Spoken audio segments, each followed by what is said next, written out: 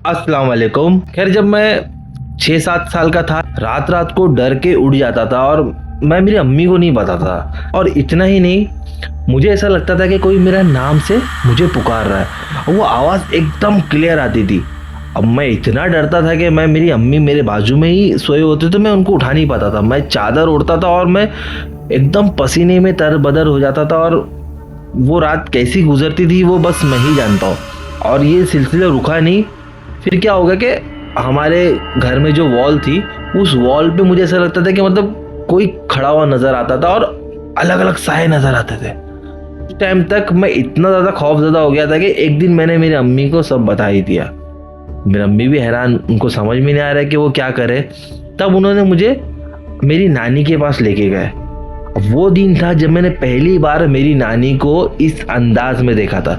हालांकि इससे पहले भी मैं कई बार अपनी नानी के पास गया था, लेकिन मुझे नहीं पता था कि मेरी नानी हाजिरी भरते।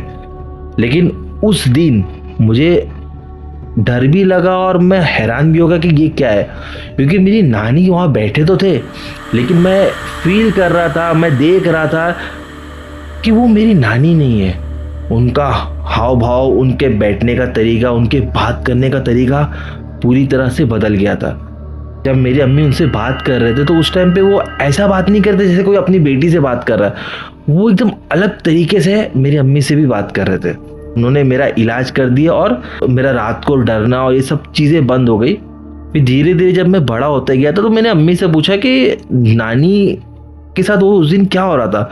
फिर मेरी अम्मी ने बताया कि वो हाजिरी में बैठते हैं, मतलब के ऊपर एक जिन्नात का साया है, तो बचपन से ही उनके साथ वो जिन्नात रहता है। हालांकि उसने कभी उनको या उनके पूरे घर वालों को कभी भी नुकसान नहीं पहुंचाया। हालांकि आज मेरी नानी हयात में नहीं है, लेकिन ये किस्सा मैं आपको इस वजह से बता रहा क्योंकि आज हम लोग एक ऐसे जिन्नात की स्टोरी आपको सुनाने वाले हैं जो कि रियल में हुई है। और ये मुझे मेरे मामू ने बताया है। जब वो मेरे चैनल को देख रहे थे तो उनको ऐसा लगा कि यार जिन्नात की स्टोरी लोगों को बहुत अच्छी लग रही है, तो उन्होंने उनके बचपन में एक बहुत ही ज़बरदस्त किस्सा हुआ था, तो वो मेरे साथ शेयर किया। वो मैं आपको आज सुनाऊंगा। लेकिन उससे पहले मैं आप लोगों से एक रिक्वेस्ट करता हूँ कि अगर आप लोग मिस्टीरियस अरहान पर पहली बार है तो प्लीज़ हमारे चैनल को सब्सक्राइब करो।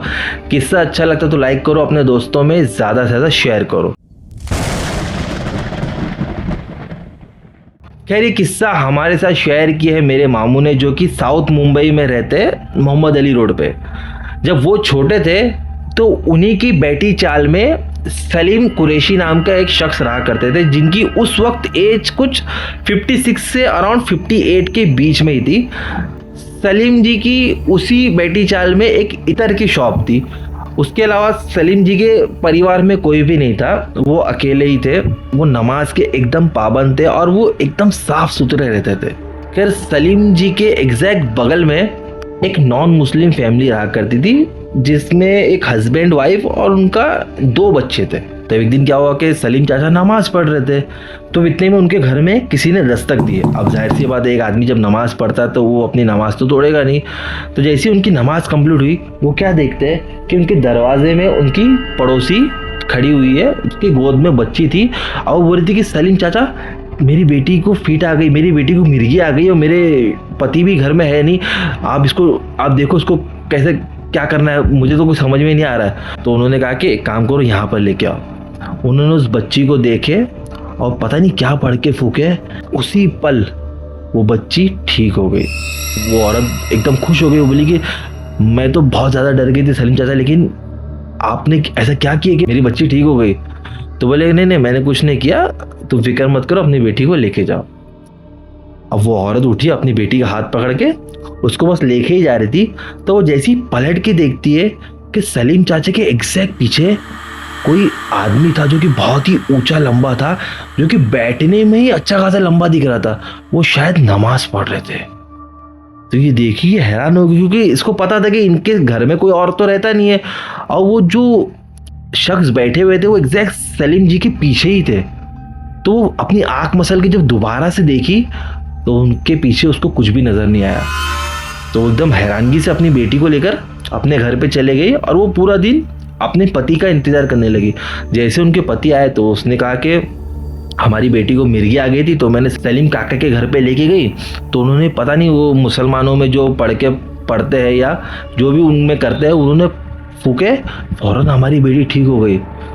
तो उनके पति ने कहा कि चलो अच्छा हुआ, तो उनके पास लेके चली गई। अभी तक उस औरत ने अपने पति को बताया नहीं कि उसने सलीम काका के पीछे किसी को देखी थी, लेकिन उसकी बेटी जिस तरह से ठीक हुई थी वो बात कहना कि उसके दिल में बैठ गई थी। एक औरत तो पता है ना कि दूसरे लोग को बताएगी, तो उसने 3-4 औरतों को बताया कि हमारे पड़ोस में एक बुजुर्ग आदमी रहते हैं, उन्होंने मेरी बेटी के ऊपर पड़ के फूके तो वो ऑन द स्पॉट ठीक हो गई।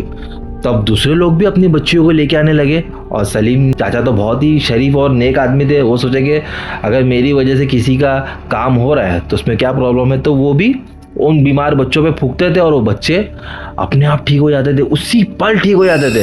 ये बात आग की तरह फैल गई। अब ये फैलते फैलते एक दिन सलीम चाचा के एक दोस्त थे, उन तक भी पहुंच गई कि ऐसा ऐसा करिश्मा हो रहा है, सलीम चाचा जब किसी पे फूकते हैं तो वो अपने आप ठीक हो जाता है। तब एक दिन वो अपने दोस्त की शॉप पे गए, तो उनको देख के सलीम चाचा खुश हो गए। बोले इतने दिनों के बाद आप इधर पे आए। तो बोले नहीं, मैं यहाँ से गुजर रहा था तो मैं सोचा कि आपसे मिलता हो जाऊँ। तो वो लोग बैठ के बात ही कर रहे थे। तब सलीम जी ने कहा कि एक काम करो, ऊपर मेरे घर पे चलो, अपन चाय पी लेंगे। तो उन्होंने कहा कि हाँ ठीक है। तब वो अपने दोस्त को लेकर ऊपर जा रहे थे, तब उनके दोस्त ने कहा कि अरे शॉप तो बंद कर दो। तो बोले नहीं, फिक्र मत करो, मेरी शॉप की हिफाजत अल्लाह करते हैं। ऐसा बोल के वो अपने दोस्त को अपने घर पे लेके चले गए। अब वो चाय पीते पीते उनके दोस्त से पूछा कि आपके बारे में मैं बहुत तारीफ सुन रहा हूँ, किसी भी बच्चे की तबीयत खराब होती है आप फूकते हो तो बच्चा ठीक हो जाता है, इसके पीछे की सच्चाई क्या है और क्या ये सच में ऐसा हो रहा है। तो सलीम चाचा थोड़ी देर तक सोचे, फिर उन्होंने अपने दोस्त को बता दिए, जब मैं गाँव में रहा करता था तो एक दिन मैं कहीं जा रहा था और मेरा पैर स्लिप हुआ और मैं कुएं में गिर गया। अब वो कुएं में पानी तो नहीं था लेकिन काफ़ी कीचड़ था। अब गिरने के बाद मुझे काफ़ी चोट लग गई और मैं शायद बेहोश हो गया। तब मेरी अम्मी और आसपास के लोग बता रहे कि मुझे एक आदमी ने बचाया जो कि बहुत ही लंबा चौड़ा था, उसने सफ़ेद लिबास पहना हुआ था। उसने मुझे उस कीचड़ से निकाला तो उस आदमी के जिस्म में एक बूंद भी कीचड़ की नहीं थी। मेरी अम्मी, मेरे घर वाले और आसपास के लोग हैरान हो गए कि ऐसा कैसे हो सकता है। लेकिन वो आदमी को मेरे गांव वालों ने और मेरे घर वालों ने कभी आज तक वहाँ पर देखा ही नहीं था। अब वो कहाँ से वहाँ पर आ गए थे मुझे पता नहीं, लेकिन जब मैं ठीक हुआ तब मेरे ख्वाब में मुझे वही आदमी नज़र आते थे। अब वो धीरे धीरे मुझे इबादत का तरीका बताने लगे, नमाज का तरीका बताने लगे, हर एक चीज़ उन्होंने मुझे बताई है। और काफ़ी टाइम के बाद मुझे पता चला कि वो एक जिन्नात है और उनको मेरे अंदर कुछ अच्छा ही नज़र है। तो उस दिन से वो मेरे साथ रहते। ये बात मैंने आज तक किसी को बताया नहीं था और आप भी ये किसी को बताना नहीं। खैर अभी उनका दोस्त ये सुनकर वहाँ से चला तो गया, लेकिन उसके पेट में बात नहीं रही, उसने लगभग सबको बोल दिया, आसपास के लोग को। अब उसके बाद से सलीम चाचा को लोग या तो इत्तर वाले बाबा बुलाने लगे या तो फिर जीन बाबा बोलने लगे। अब काफ़ी लोग उनके पास आने लगे और जब ये उन पे फूकते तो वो ठीक हो जाते। अब धीरे धीरे इनकी पॉपुलैरिटी और बढ़ गई। अब पता नहीं कि सलीम चाचा के अंदर कोई लालच आ गई, अल्लाह जाने क्या हो गया था। अब उन्होंने क्या किया, अपने घर के बाहर उर्दू से लिखे थे, अब से मैं फूकने का 50 रुपये लूँगा। उन्होंने तख्ती तो लगा दी और लोग भी आने लगे। एक दिन में वो इतना कमाने लगे, उतना तो उनको इत्तर के शॉप में भी नहीं मिलता था। खैर अब दिन गुजरते गए, धीरे धीरे सलीम चाचा क्या नोटिस कर रहे हैं, अब जब वो बच्चों पर बड़ों पर फूक रहे तो वो ठीक नहीं हो रहे, मतलब उनकी जो परेशानी वो दूर नहीं हो रही है। ये हैरान कि ऐसा कैसे हो रहा है, मतलब पिछले कुछ दिनों तक तो सब कुछ ठीक था लेकिन अब ये सारी चीज़ें ख़राब क्यों होती जा रही है। उसके अलावा जब ये घर में खाना पकाते तो गरम गरम ताज़ा पका हुए खाने में भी उनको बदबू आने लगी, वो खाना भी नहीं खा पा रहे थे। और इतना ही नहीं, जब वो रात को सोते थे तो उनका ऐसा रहता था कि उनके पैरों में कोई कांटे चुभा रहा हो, और जब उनकी आँख खुलती थी तो वो देखते थे कि उनके पैरों से वाकई में कांटे निकलते थे। अब ये हैरान कि ऐसा इनके साथ क्यों हो रहा है। और दिन पे दिन सलीम चाचा की तबीयत बिगड़ती गई, इतनी ज़्यादा बिगड़ गई कि मतलब वो उठ भी नहीं पा रहे थे। अब उन्होंने एक दिन ख्वाब में उसी जिन्नात को देखे जो कि उनके साथ बचपन से थे। वो उनको काफ़ी ज़्यादा नाराज़ लग रहे थे और वो इनसे कुछ बात तो नहीं किए, लेकिन वो बस आखिरी टाइम था जब वो उनको ख्वाब में नज़र आए थे।